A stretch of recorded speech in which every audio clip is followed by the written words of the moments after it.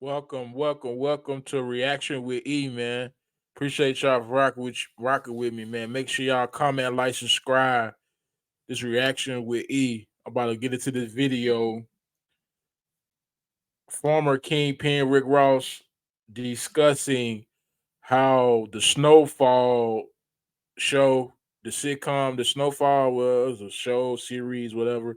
It's coming to an end. I think they're doing the last season, but he about to basically tap into how his story, how he didn't get compensated for them stealing their story because it was like his story. Then they started fabricating it. But anyway, he about to get into it. So let's get into it, man. See what he talking about.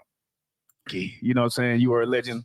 You're the myth. You know what I'm saying? They have a whole show named Snowfall that is depicted, they say, on your life. You know what I mean? And I think I heard you mention in an interview that you actually met up with John Singleton, did the consultation. Met up with him. We was working together.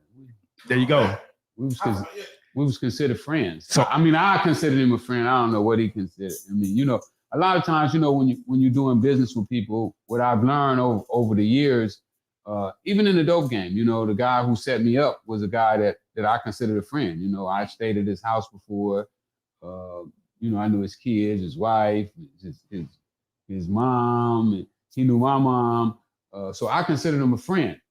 But at the end of the day,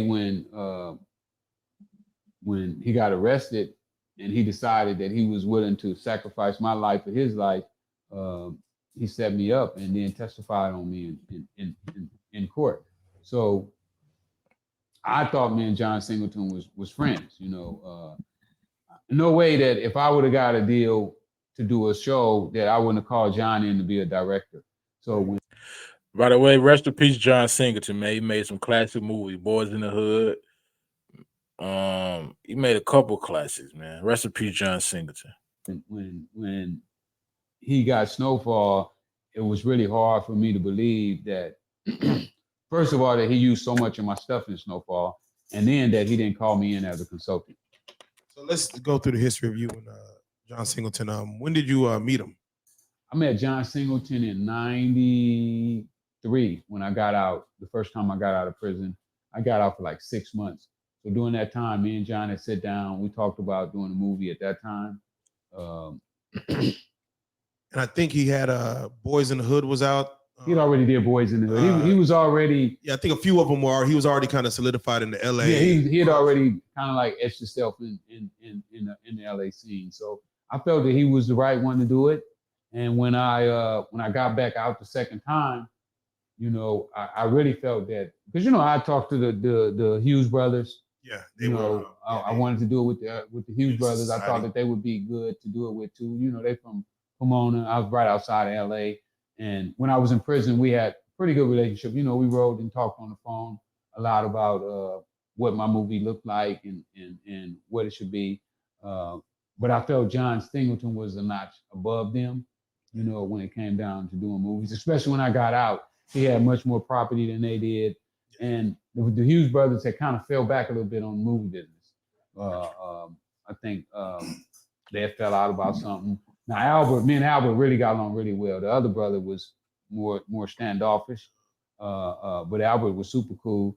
I met with their dad when I got out, and one of the sons who was a director who also wanted to direct my piece, but I felt that John was a much better fit, because he had did a lot bigger movies at the time. And I thought that he lived in LA. There you go. He had lived in LA. So I thought all that made a perfect fit. So me and him had started hanging out and started talking about the movie. I gave him the script that Nick Cassavetes had did. I thought about letting Nick Cassavetes direct it. I really like Nick Cassavetes.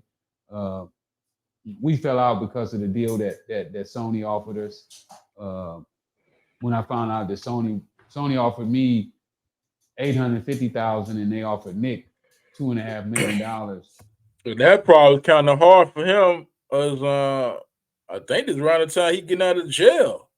Let's see before he's gonna fully elaborate. So I thought, and they was giving him back in 15% back in. They told me I couldn't get no back in. So I felt off your story though.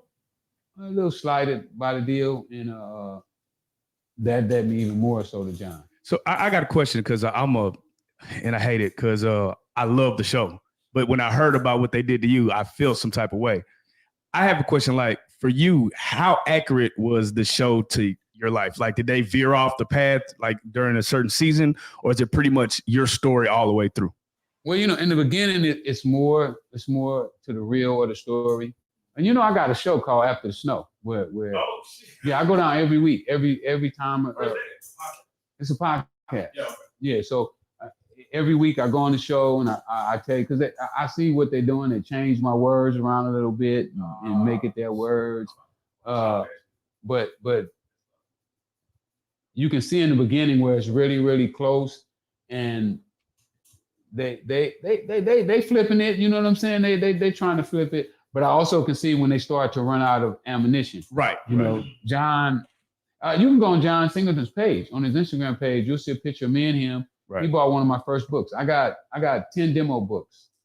And when my documentary aired, my documentary was #1 on Netflix for a year and a half. Yeah. Yep. So when it aired, we did the premiere. John went to the premiere with me. And at the premiere, he bought one of the first 10 books. I had 10 books, and there was demo books. It had demo wrote across it. Well, he wanted one of the demo books, and he gave me $100 for the demo book. And we took a picture together holding the book at the screening. And by me not going, I don't really go on Instagram, and checking people's pages and all that. Instagram. Somebody runs my page for me. He had a picture of me and him on there, and he said, "Rick Ross, great story, snowfall coming soon." Oh, man. Dang. So he had already put this in fruition. So what? Man, somebody take my story and go sell it to a movies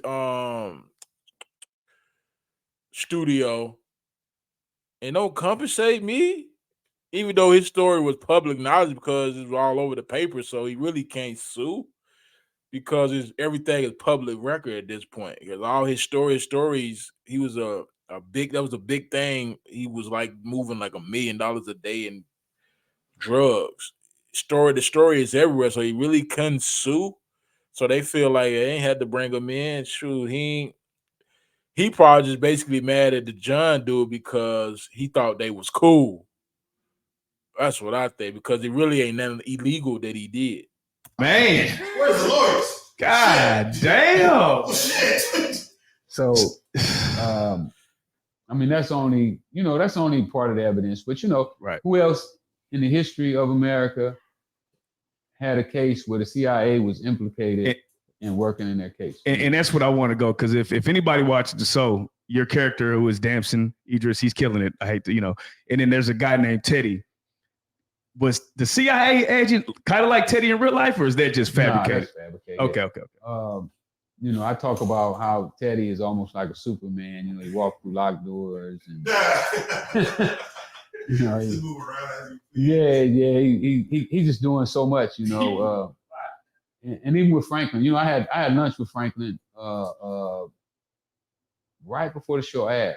I was at Whole Foods one day and having lunch, and he walked up and he was like, with his accent, "Hi, Mr. Ross," and I didn't know who he was, but my people who were with me, and they was like, "Hey, that's the guy playing on Snowfall. That's the star of Snowfall." So I invited him to sit down, and we talked for a minute, and he talked about how he wished that they would have had me on the set, and that he was going to go back and petition for them to bring me on the set. Did he do that from your knowledge? Did he? Well, when I found out about Hollywood is Hollywood is kind of like, I don't know, they're kind of like afraid of somebody that think like me. I don't know if you watch Kill the Messenger. Yes, that was good ass. Well, that was kind of your story too, wasn't it? My story is in there. Yeah, because that's the reporter that broke my story. Right. Well, Michael K. Williams played my role inside that movie. Right. Well, I just wanted to touch on him talking about them stealing his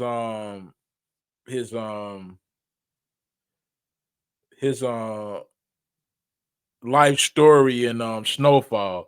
That's basically what I want. If you want to go watch the whole video, just go on to YouTube. It's on Real Life Street Star.